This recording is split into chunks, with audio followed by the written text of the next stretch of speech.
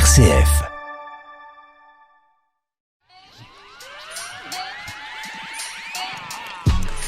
Bonjour à toutes et à tous et bienvenue dans Bien Mieux, l'émission des initiatives positives. Cette semaine, j'ai le plaisir autour de cette table de recevoir Paul-Alexis Racine-Jourdraine.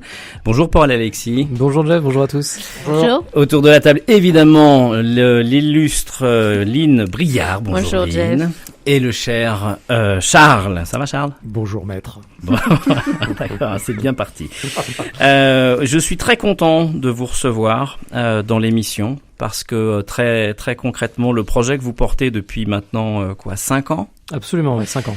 Il est vraiment extrêmement intéressant. Donc je rappelle, vous êtes le président de la société 7 Familles, 7 qui s'écrit pas comme le chiffre, mais qui s'écrit C-E-2-T-E, et qui est une superbe initiative de l'économie sociale et solidaire qui est née à Argentan dans l'Orne, qui est déployée aujourd'hui quasiment partout en France, on peut dire. Absolument, ouais, 90 départements. Et qui s'occupe avec beaucoup de créativité et dans cette positivité de nos seniors. Tout à fait. Alors racontez-nous la genèse de l'idée, comment est-ce que c'est venu ? Je crois qu'il y a une histoire avec votre voisin, c'est ça ? Voisin et ami, absolument.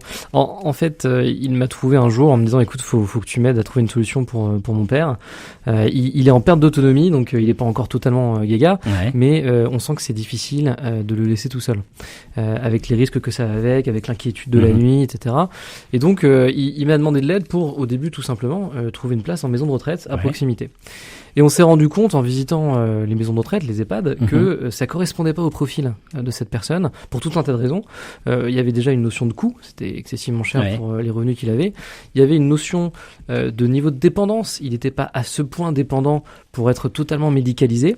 Et puis il y avait aussi une notion de proximité, puisqu'il fallait faire plusieurs dizaines de kilomètres pour trouver un EHPAD qui avait de la place pour l'accueillir. Et donc fort de ce constat, j'ai mis ça on va dire dans un petit coin de ma tête et quelques jours après, j'ai entendu parler d'un dispositif qui s'appelle l'accueil familial, qui a la capacité pour des personnes d'aller vivre chez des gens qui sont formés et sélectionnés, agréés pour les accueillir. Et je me suis dit mais bingo, ça correspond exactement à un différentiel qu'il y a entre l'offre et la demande. Ouais. Et du coup, vous avez pu monter un projet pour cette personne ou et alors donc, absolument, ouais. Et alors elle est partie. Alors pour le coup, elle n'a pas été accueillie vraiment à côté, parce que moi je viens d'Argentan. Cette personne était argentanaise et son papa était accueilli dans la Sarthe, donc pas vraiment à côté. Mais il se trouve que c'était la solution qui humainement et socialement lui correspondait le mieux et de très loin. Génial. De là naît le projet 7 Familles. Absolument. D'où il vient le nom alors ? Alors le nom il vient avant de la boutade évidente du nom. Il vient du fait que lorsqu'on s'est lancé, on a réfléchi un petit peu à justement au nom et on a interrogé les accueillants en leur demandant mais finalement lorsqu'un accueilli arrive, pourquoi est-ce qu'il vous choisit vous plutôt qu'une autre famille? Et en général, quand on interrogeait les accueillants, mais aussi les aidants de ces personnes qui étaient hébergées, ils nous ont tous dit de façon extrêmement naturelle, mais parce que c'est cette famille.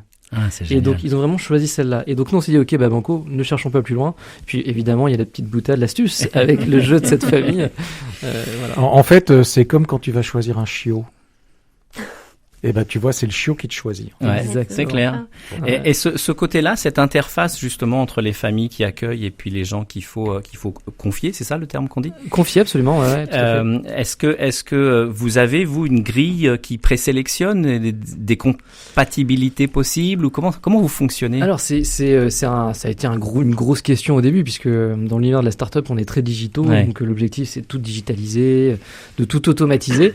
Mais on s'est vite rendu compte que l'algorithme ne pouvait pas remplacer l'humain dans cette mise en relation, et puis c'était pas n'importe quoi, on n'était pas en train d'acheter un canapé sur internet. Non, bien sûr. Donc on a mis un intermédiaire entre les deux qui sont en fait un pool de coordinateurs, donc on a une quinzaine de coordinatrices aujourd'hui qui ne font que de la mise en relation, de l'analyse de dossiers, du diagnostic, et en fait ce sont ces personnes qui connaissent les accueillants, qui diagnostiquent les accueillis à travers le témoignage souvent des aidants. Et on arrive comme ça à créer des binômes extrêmement heureux, mais on ne peut pas se départir du filtre humain. Et donc la machine, même si nous au début, je vous cache pas que quand on s'est lancé, on s'est dit on va faire un robot qui va matcher l'offre et la demande, ça va être super, on n'aura rien à faire. En fait, pas du tout, c'est pas du tout comme ça que ça fonctionne. Et puis les gens, lorsqu'ils nous appellent, créent une relation avec la personne et donc disent, quand elles nous rappellent une deuxième fois, je veux parler à Marie-Pierre, Marilyn, Julie, enfin voilà. C'est clair, c'est ce qu'on a perdu un peu avec justement le digital. Quand on appelle son assureur ou son centre des impôts, on tombe pas toujours forcément sur les meilleures personnes, ou en tout cas les gens en direct, avec lesquels on a eu une première expérience. Comment on devient accueillant ? Alors, accueillant, c'est au-delà d'un métier, c'est une vocation, parce que faut quand même remettre le contexte. C'est une personne qui va accueillir chez elle, H24 et 7 sur 7, une, deux ou trois personnes âgées ou en situation de handicap. Et donc, c'est une vraie vocation. Donc, on devient accueillant d'abord par vocation. Donc, beaucoup d'auxiliaires de vie, d'infirmières, de personnes qui ont été dans ce milieu médico-social et qui se disent au bout d'un moment, mais finalement, je me suis engagé dans ce métier par vocation, mais ça correspond pas vraiment à ce que je veux y mettre. Il y a des heures le matin très tôt, très tard le soir. Il y a beaucoup de distance quand on est auxiliaire de vie. C'est beaucoup de temps sur la route, beaucoup de stress puisque des interventions d'une heure. Et donc ces personnes-là se tournent vers le métier d'accueillant familiaux en se disant finalement je vais pouvoir continuer ma vocation comme je le souhaite, à mon rythme. Donc il y a ce premier aspect de vocation. Et ensuite, plus administrativement parlant, on va chercher un agrément auprès du conseil départemental. Comme les nounous, quoi. Exactement, puisqu'il est chef de file de l'action sociale. Et donc dans ce cadre-là, c'est lui qui délivre l'agrément aux accueillants et qui ensuite va faire un suivi de ces accueillants, à la responsabilité de la formation des accueillants, et l'agrément est renouvelé tous les 5 ans. D'accord. Et vous avez un rôle aussi dans le côté former les gens, ou en tout cas les aider à monter aussi leur dossier administratif. Absolument. C'est la clé, sinon ça fonctionne pas. Exactement, il faut vraiment accompagner ces personnes-là qui souvent sont pleins de bonne volonté, pleins d'envie, mais après on sait aussi ce que c'est les difficultés administratives. Remplir les dossiers, c'est pas forcément toujours évident, d'une part, et puis d'autre part, il y a des mécanismes à connaître, il faut connaître les bonnes personnes, il faut que le dossier aille vite, etc. Donc ça, c'est des choses qu'on sait faire. Et sur l'aspect de formation, on a créé une plateforme de formation digitale, et notamment le Covid nous y a incité, puisqu'on ne pouvait plus faire de formation en présentiel. Donc on a développé assez rapidement une plateforme de formation en ligne pour que les accueillants continuent à se former. Et là, pour le coup, elle est accessible partout en France. Mais on ne se substitue pas au département qui tient à rester le formateur. Et nous, on ajoute une plateforme qu'on peut appeler de formation, mais qui vient surtout apporter du conseil. Super, un suivi façon start-up. D'ailleurs, cette famille a commencé comme une start-up, évidemment. Oui. Comment vous avez fait donc au tout début ? Est-ce que vous avez dû chercher des fonds ? Est-ce que vous vous êtes lancé en faisant justement ce que font toutes les start-up, c'est de travailler justement leur premier financement. Comment ça s'est passé à ce moment-là ? Ça a été extrêmement bien dit par Lynn. On a toujours au début cette recherche de fonds pour pouvoir expérimenter, avoir cette preuve de concept. Donc on a eu en fait 3 phases de financement. Parce qu'effectivement, en fait, souvent les phases de financement sont intimement liées au développement de l'entreprise et de la start-up, avec des montants qui vont grossir au fur et à mesure. Donc nous, pour l'exemple de cette famille, on a commencé avec une centaine de milliers d'euros qui ont été apportés par des connaissances, la famille, des amis. Le love money. Le fameux love money, voilà, de gens qui croient en vous avant de croire au projet. Donc ça, c'est plutôt gratifiant.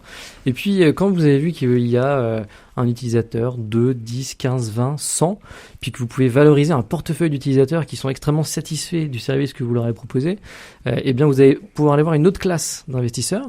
Donc là, on a été voir la région Normandie.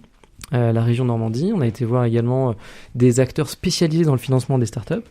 Donc la région Normandie est au capital de cette famille. Donc on a un acteur public qui est vraiment au capital. Génial. Donc là on a fait une levée qui tournait autour de 1 million, 1,2 million. Et on a bouclé une levée en fin 2019, tout début 2020, un peu plus conséquente, autour de 5 millions d'euros, qui nous permet aujourd'hui de pouvoir faire des recrutements, titulariser des personnes qui ne l'étaient pas, et puis encore accentuer, on va dire, notre impact, puisqu'on a aussi une recherche d'impact social, et ça c'est très fort, et de plus en plus au niveau des startups, vraiment de se dire ok, on fait notre métier, mais comment est-ce que nos externalités positives tout autour de l'entreprise peuvent également servir la société avec un grand S. Donc vous êtes ancré dans cette économie sociale et solidaire. Ça fait partie de l'ADN de cette famille pour plusieurs raisons. La raison fondamentale et première, c'est qu'on considère que quand on touche à l'humain, on ne peut pas le faire sur des modèles économiques c'est sûr. Initiaux, basiques, comme on a pu quand on parle justement des seniors et de la silver economy, le meilleur exemple, c'est l'EHPAD. L'EHPAD, c'est la maison de retraite, on en a besoin, ça c'est une certitude, mais le modèle économique sous-jacent, c'est de se dire, il faut qu'on regroupe au même endroit 100, 120 personnes, parce que ça va faire des économies d'échelle et ça coûtera moins cher à la société. Donc là, vous mettez pas du tout l'homme au centre, vous mettez pas l'humain au centre, vous mettez le modèle économique. Nous, ce qu'on essaye de faire, c'est de se dire comment on peut trouver un modèle économique viable, mais en remettant l'humain au centre et en construisant autour de lui des solutions. Et c'est le cas avec cette famille et l'accueil familial dans un premier temps, parce qu'on développe également de l'habitat type colocation pour seniors, l'habitat partagé. C'est vraiment notre nouvel axe de développement depuis le début de l'année, mais c'est toujours trouver des petites structures, des petites unités pour que les gens restent dans les bassins de vie et n'aillent pas faire des dizaines de kilomètres juste pour des raisons économiques. Pardon, oui, ça c'est génial, parce que Charles et moi, puis d'autres, l'équipe de Startech, on se dit souvent qu'on veut finir notre vie en colocation tous ensemble. En fait, le modèle de l'EHPAD, c'est pas du tout sexy, ça fait pas du tout rêver les quinquas que nous sommes aujourd'hui. Votre rapport aujourd'hui avec les conseils départementaux? 50-50 mon capitaine. Il y a 50% des départements qui nous voient comme une innovation et donc quelque chose de positif, puisque ça les aide aussi, eux, en tant qu'acteurs publics, à apporter des services. Bien sûr. Et quand on met la personne au centre, on se rend compte qu'il faut multiplier les potentialités pour que les choix de vie soient vraiment respectés, puisqu'il y a autant de choix de vie que de personnes. Et puis, il y a 50% des départements qui nous voient comme des empêcheurs, on va dire, de tourner en rond. Et donc, effectivement, c'est l'innovation, ça remet en cause des modèles existants. Mais le monde avance, il y a un mur démographique qui arrive, donc soit on attend de façon un peu triviale le cul sur sa chaise en attendant que les choses se passent tout seuls. La confiance avant, elle se donnait et aujourd'hui elle se gagne. Et je trouve ça dommage qu'il y ait cette méfiance qui puisse exister entre des acteurs alors qu'on est tous là pour lutter dans le même sens. C'est aussi, je pense, un problème de génération. Il y a pas mal de départements aussi qui sont face à un renouvellement générationnel et la nouvelle génération est peut-être plus encline à considérer ces problématiques humaines comme étant au cœur de leur fonction. Mais la crise du Covid va peut-être changer la donne parce qu'on a vu le danger justement sanitaire de regrouper au même endroit des personnes d'un certain âge. Absolument. Nous, on est très fiers et en même temps c'est terrible, mais on est très fiers de ce chiffre. On n'a eu aucun décès lié au Covid dans nos familles. C'est considérable, je veux dire, par rapport à des EHPAD qui étaient confinés. Et au-delà de ça, le confinement que vous aviez dans une maison médicalisée était un confinement dans votre chambre. Donc, c'est-à-dire, c'est même pas le couloir ou l'établissement, c'est votre chambre pour pas contaminer les autres. Oui. Nous, dans le cadre de l'accueil familial, c'est la même unité, la même cellule, dans la maison, le jardin. Donc, finalement, le confinement a été plutôt doux pour ces personnes-là. Est-ce que vous avez réussi à regrouper peut-être les gens par affinité? Je sais pas, moi, je pense à maintenant arrive à un âge avancé des gens qui étaient rockers dans les années 70 et qui étaient à fond là-dedans. Donc est-ce qu'on a ce lien qui se fait? Il y a des gens qui sont skateurs, qui arrivent maintenant, qui sont vieux, des surfeurs, que sais-je encore. Il y a des gamers bientôt qui vont arriver à la retraite. Alors peut-être qu'il y a des communautés d'intérêt. Vous y avez pensé à ça? Alors on y a pensé, c'est certain que ça va arriver. Aujourd'hui, on n'a pas réussi à recenser dans les besoins des besoins aussi précis pour en créer des communautés. Mais en tout cas, ça arrive sur un point, mais qui est lié souvent au suivi de la nourriture et qui va ensuite toucher celui de la spiritualité, puisque vous avez des personnes qui préfèrent manger cachère, d'autres halal, et donc par voie de conséquent, avec justement ce moment du repas souvent, qui est le moment hyper important et qui fait aussi société, eh bien on a des personnes qui vont se retrouver par des affinités naturelles qui seront celles de la spiritualité. Les gens qui se retrouvent, en fait, quand on est à cet âge avancé, on a du temps. Donc effectivement, on va pouvoir passer du temps dans la famille pour aider au repas ou aux tâches domestiques. On a envie de passer du temps sur d'autres choses et des choses qui nous intéressent profondément nous. Donc en étant regroupés autour de thématiques, alors comme disait Jeff, le rock, les Sex Pistols, la culture punk, ou quoi. Ça c'est pour nous dans quelques années. Ouais, ça c'est pour nous dans quelques années. Ça permet aussi de rendre la vie, j'imagine, un petit peu moins monotone parce que on va se retrouver avec des gens qui vont partager les mêmes valeurs ou les mêmes éléments de culture. Une vie beaucoup plus douce, mais en même temps, les gens, on s'en rend compte aussi dans nos familles, cherchent parfois de la différence. Et ça, c'est hyper enrichissant. Un exemple qui m'est arrivé la semaine dernière, ce qu'on pensait être un peu difficile entre une dame du Sud, vraiment méditerranéenne, féministe, et puis un homme un peu misogyne du Nord, beaucoup plus froid, beaucoup plus dur, et figurez-vous qu'ils s'entendent comme vraiment ils s'entendent extrêmement ça met de la vie, ça met de la vie dans la maison. Ça met de la vie, exactement. Et en fait, ils se nourrissent comme ça un peu de leurs différences, et finalement ça rend les choses aussi très riches. Alors notre studio est à Alençon, même si on est diffusé en Normandie. La communauté urbaine d'Alençon a créé une commission senior qui se trouve être présidée par Francis Aïvar, le papa de Charles. Charles, tu peux nous en dire un petit mot? Oui, un tout petit, parce que je suis pas expert en la matière, c'est plutôt mon père, mais effectivement, je sais que dans les projets qu'il mène à l'intérieur de cette commission, il y a le développement de lieux de cohabitation de seniors, il y a la mise en place de services d'aide aux seniors. Alors, la question que j'ai envie de poser, c'est est-ce que vous aviez eu vent de cette initiative au niveau de la communauté urbaine d'Alençon? Est-ce que vous êtes en contact avec eux? Mais depuis que je suis dans ce studio, oui. Donc c'est très très positif. Non, effectivement, en tout cas sur l'intérêt du projet, donc son ADN, ça c'est hyper enrichissant parce que on s'est rendu compte, on traite à peu près 6000 appels par mois, et on s'est rendu compte que les gens qui nous appellent certes pour entrer en accueil familial, mais nous en appellent aussi parce qu'ils sont en refus des solutions collectives qui leur sont proposées. Et donc le fait de leur proposer d'autres solutions comme les colocations, seniors, les habitats partagés inclusifs, ça répond tout à fait à leurs besoins. Donc je suis très très intéressé par le contact. Donc, je vais donner le contact. Ma question, parce que je sais qu'ils travaillent sur un projet comme ça actuellement, est-ce qu'il y a des porteurs de projets de lieux d'habitation qui vous contactent? Des gens qui vous disent par exemple, voilà, je rentre à la retraite, je suis en pleine forme, j'ai envie de travailler avec des gens plus âgés que moi, en tout cas de les accueillir. Je dispose d'une grande maison de famille que j'utilise sur 20% de sa surface. Mon projet, c'est de transformer ce lieu en lieu de cohabitation ou d'habitation collective de seniors. Aidez-moi. Est-ce qu'il y a des porteurs de projets comme ça qui vont vers vous? Absolument. On a deux types de porteurs de projets. Il y a les personnes individuelles physiques, comme vous venez de le dire, et puis il y a également les collectivités locales type mairie. Aux communautés de communes qui sont extrêmement dynamiques. Moi, je trouve que c'est un échelon qui est remarquable parce qu'ils sont vraiment sur le terrain, ils connaissent leurs citoyens. Donc, c'est très enrichissant de parler avec ces maires, surtout dans les villes rurales, parce qu'ils regroupent tout un tas de talents finalement. Ils sont obligés de tout faire. Et c'est des gens qui nous contactent volontiers pour nous mettre à disposition un terrain, pour nous mettre à disposition une vieille bâtisse, ou alors des particuliers qui nous disent, écoutez, moi j'ai une vieille grange ou j'ai une grande ferme. Il faut que je fasse des travaux, mais ça coûte cher, il faut que je rénove. Et nous, on passe des accords avec eux en disant, écoutez, pas de problème, nous on vous finance les travaux, la rénovation. Par contre, vous ne serez pas tout seul, il faut que ça puisse s'ouvrir.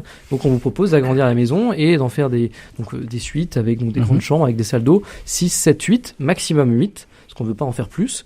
On pense que c'est vraiment le bon chiffre pour réussir à faire encore communauté. Et ça se passe extrêmement bien. On a une dizaine de projets en cours aujourd'hui, un peu dans le sud, dans le Tarn-et-Garonne, un projet dans le Calvados, un en Bretagne, et puis peut-être bientôt un Absolument. Et on est ravis à RCF de faire le lien entre cette plus petite communauté urbaine de France et la merveilleuse marque que vous représentez. Plus personnellement, il y a des solutions qui existent alors aujourd'hui, maintenant, pour des gens comme nous qui avons 50 ans. On est encore actifs pour 3-4 ans. Après, on va se reposer parce qu'on en fait beaucoup. Jamais. Mais 3-4 décennies. Mais du coup, est-ce que il y a des systèmes qui font que, par exemple, je pourrais développer une épargne auprès de cette famille pour activement contribuer à quelque chose que vous faites aujourd'hui et qui pourrait me bénéficier demain? Il y a des systèmes comme ça? Genre, j'y ai pas du tout pensé, mais c'est une excellente idée. Oui.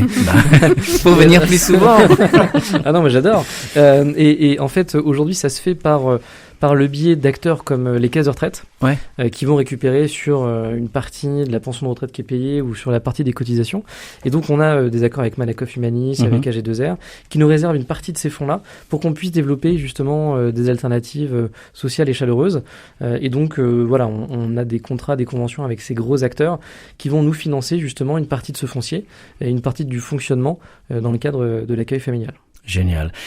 Et là, c'est une très très belle initiative, très positive. C'est une très très belle société et c'est une très très belle réussite dans l'économie sociale et solidaire. La dernière fois que je vous ai vu, c'était à Paris. Vous étiez présenté par Hervé Morin et vous nous avez quitté rapidement parce que vous alliez voir le président de la République. Donc c'est vraiment quelque chose de très positif. On est ravis de vous avoir accueilli. Merci beaucoup. Dans ce studio et sur cette antenne d'RCF. Cette émission touche à sa fin. Merci à tous de nous avoir écoutés. Merci à l'équipe, Lynn Briard, merci à Charles Aïvar. À la réalisation cette semaine, c'était Mathieu Nicolas. Comme chaque semaine, je vais apprendre ton nom par cœur, on va y arriver. La semaine prochaine, j'aurai le grand plaisir de recevoir Thierry Mathieu, qui est le président de l'ADAPI de l'Orne, avec qui nous échangerons aussi sur cette économie circulaire si précieuse à notre territoire. Merci à tous. D'ici là, prenez bien soin de vous, de vos proches et de tout ce qui nous entoure.